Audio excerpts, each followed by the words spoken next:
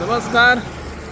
सध्या आम्ही आहोत तोरशे या भागात रात्री 9 वाजता कदंबा महामंडळाच्या एका प्रवासी बसचा धक्का या ठिकाणी एका वीज खांबाला लागला. कदंबाचा टायर फुटल्यामुळे हा अपघात झालेला आहे. परंतु कुणाला तशी जखम झाली नाही. परंतु जे आपले कदंबा चालक होते त्यांनी वेळेच बसवर नियंत्रण ठेवलं आणि मोठा अनर्थ टाळण्यात आलेला आहे. अधूनमधून असे अपघात घडत असतात.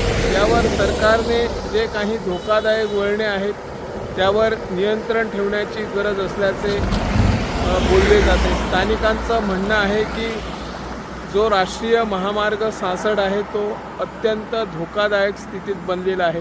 हे ज्यावेळी MVRने काम केलेलं आहे कंत्राटदाराने, त्यावर सरकारचं दुर्लक्ष झाल्यामुळे हा रस्ता धोकादायक स्थितीत बनल्याचे चित्र दिसून येते. मी निवृत्ती शिरोडकर, इन गोवा 24 ताससाठी.